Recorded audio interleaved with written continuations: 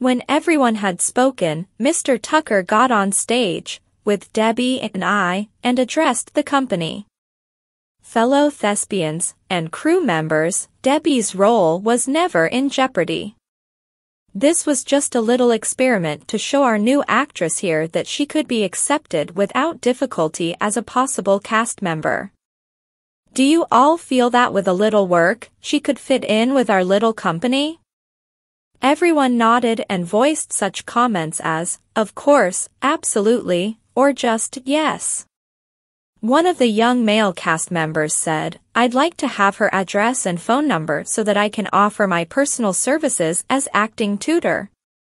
Mr. Tucker continued, how many of you think that she's pretty? Everyone raised their hand, including Marge, Barbara, and Debbie. Well then I'll let you in on a little secret. Our little actress here has fooled almost all of you. One of the employees said, are you telling us that she was only pretending to be nervous? That she was acting? No, I'm telling you that she was only acting like a she. This young lady is none other than our very able assistant, Carrie. I convinced him to put on this little charade with the help of Marge and Barbara. They all deserve a round of applause. Everyone just stared at me for a few seconds, a few with their mouths agape. Then they all began to clap, then applaud. Where I had expected ridicule, I received praise. It was all very confusing. Several of the cast members said that now they understood why my voice had seemed so familiar. The assembly broke up as cast members settled down to work. Most of them came to me to congratulate me on such a clever performance. I loved every minute of it, but I wanted to change out of the clothes. Barbara said she would help me as soon as the other cast members were squared away. She was still working on alterations to the costumes.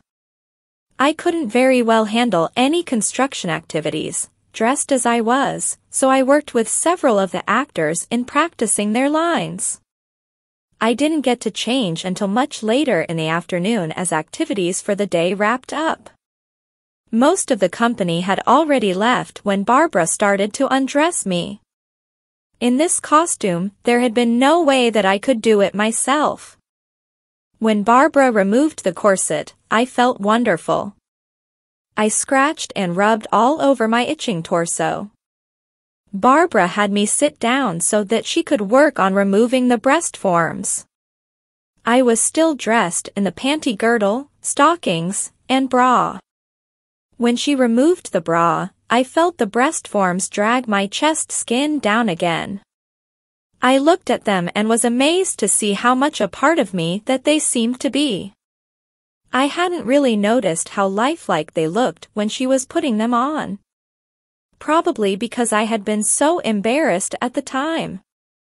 But now that I had been wearing them all day, I had gotten used to the idea, somewhat. I had even gotten used to the swaying and bobbing as I walked. Barbara applied the solvent to one breast form and waited for the correct amount of time according to the instructions, then lowered her hand to allow the breast form to peel off and fall into her hand. Trouble was, it didn't fall off. She read the instructions again. Then she tried to peel it off. It felt like she was pulling my skin off. When I screamed, she stopped. Then she read the directions again and applied the solvent to the other breast form. After waiting the correct amount of time, she lowered her hand, but the breast form remained firmly in place. She said, "Wait here a minute, honey." Several minutes later she returned with Marge. Together they read over the directions and tried to use the solvent again, but without luck. After a half hour of trying, they decided that it was no use. I lost control at that point. I screamed, "I can't go home with tits. You've got to do something. How about cutting them off?" Barbara calmly said, "Absolutely not. This pair of breast forms cost the theater almost $1,000. They are the most realistic that you can buy. We'll have to get a hold of the manufacturer and find out what the problem is. Until then, they stay on. Understand? But when are you going to be able to reach the manufacturer? It's the 4th of July weekend and everything will be closed until Tuesday. I can't have a woman's breasts until Tuesday. That's 3 days away.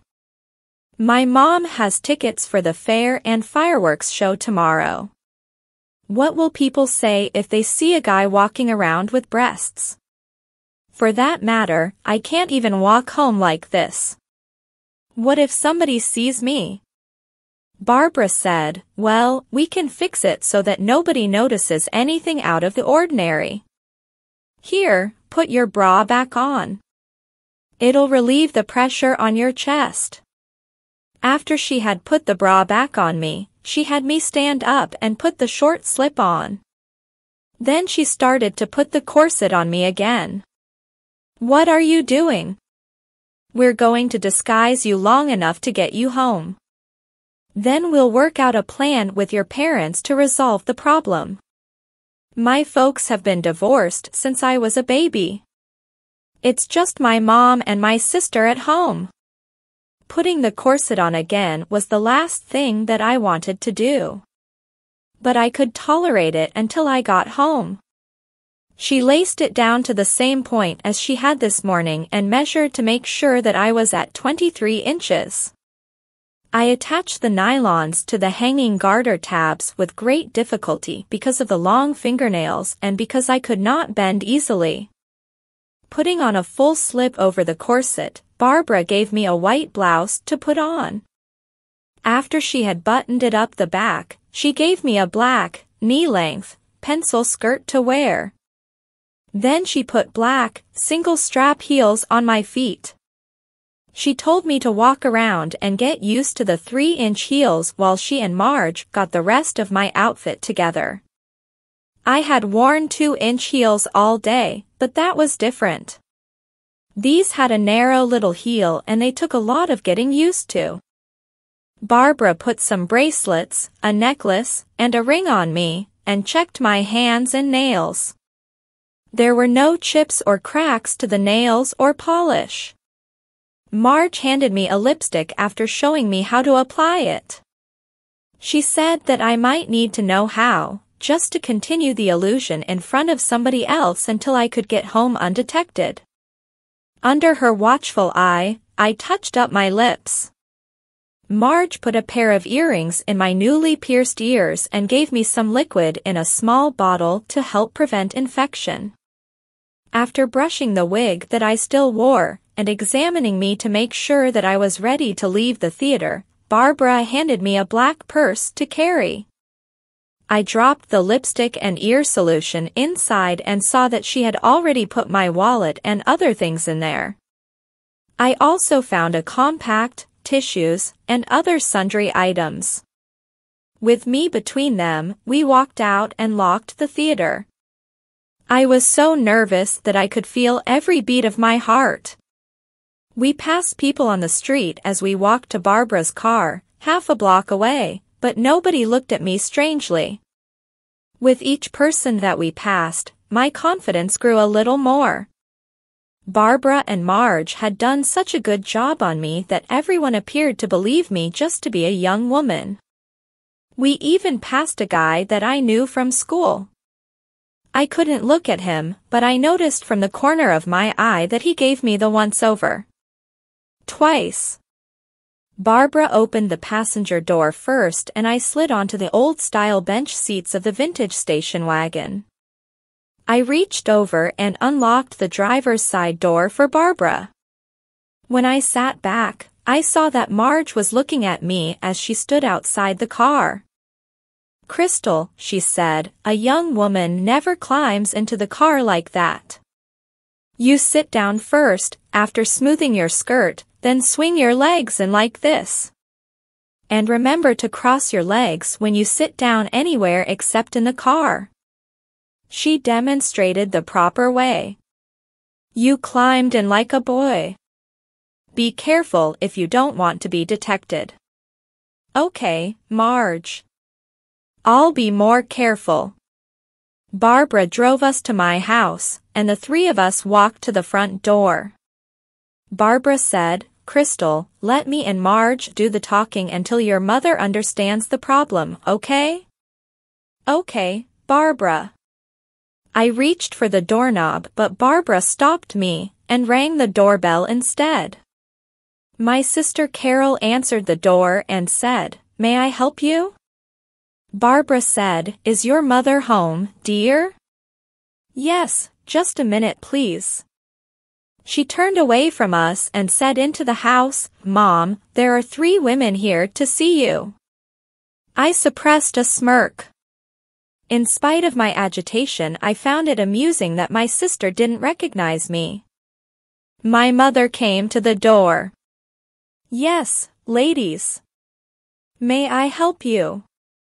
Mrs. Ramsey, I'm Barbara DeMilo.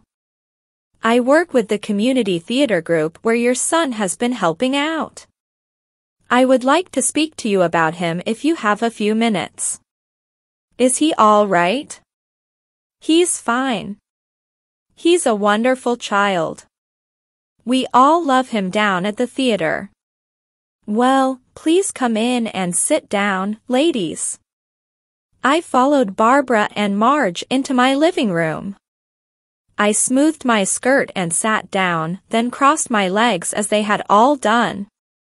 Mom said, Now what would you like to discuss? Has Carrie caused a problem? Barbara said, No, quite the opposite. We have caused a problem for him. I'm sorry, this is Marge Stromville, our head makeup artist, and this is Crystal. Mom said, I'm pleased to meet both of you. Now please tell me what you mean when you say that you have caused a problem for Carrie. Well, it's like this. Mr. Tucker, the director, challenged Marge and I to get Carrie into costume for a little role-playing. Unfortunately, part of the costume got stuck and we have been unable to remove it. But you say that he's all right. Oh, absolutely. It was just a little embarrassing, no physical injury. We thought it best that we come to see you and explain that it was not his fault in any way. We convinced him to try the costume on even though he didn't really want to. He's a little embarrassed right now about being stuck in it. Since this is a holiday weekend, we won't be able to reach the manufacturer until Tuesday. The costume is extremely expensive, so he has agreed not to cut it off. I'd like to talk with him before I agree to anything such as that. Where is he? We brought him with us. Is he outside in your car? No, Mrs. Ramsey. Crystal, would you like to tell Mrs. Ramsey what she wants to know? I spoke up. I'm right here, Mom.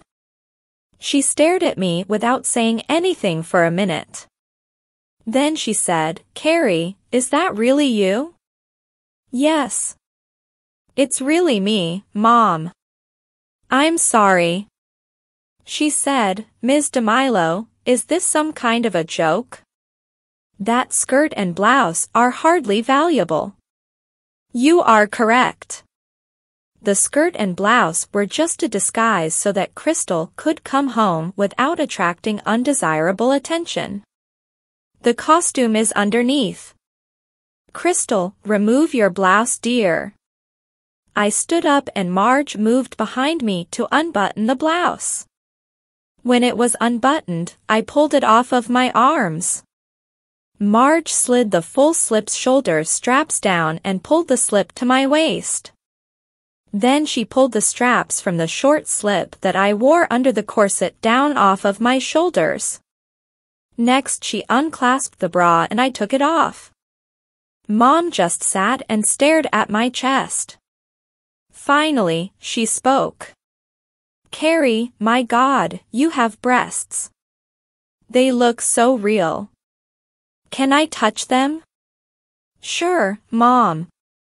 She came over and cupped each in turn.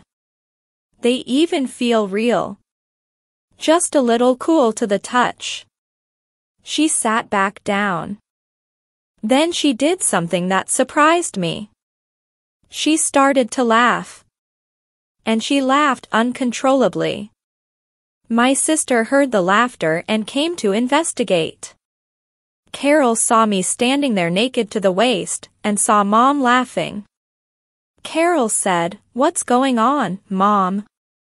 Receiving no answer from Mom, who could not stop laughing, she said, "Miss, why are you standing half naked in our house? My brother could come home any minute." I just stood there and stared at her. Mom, in between bursts of laughter, said, "That's no miss, that's your sister. Don't you recognize her?" Carol said, "Mom, what are you talking about? She used to be your brother Carrie, before she grew breasts." Then she lost herself in laughter again. Carol walked over to me. "Carrie, is that you?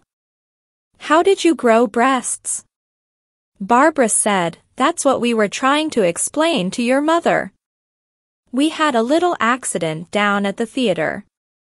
We were having some fun with your brother. We got him to agree to wear a costume and dressed him as a girl. When we tried to remove the costume, we found that we couldn't get the breast forms off. The solvent doesn't break down the adhesive. Because the breast forms are incredibly expensive, your brother has promised not to cut them off. We'll contact the manufacturer on Tuesday and get them off without damaging them. We're dressed him as a girl so that he could travel here without people noticing the obvious." Please subscribe for the next part, and visit my Patreon page for early access. Patreon.com/Eden07. Link in the comment. Thanks.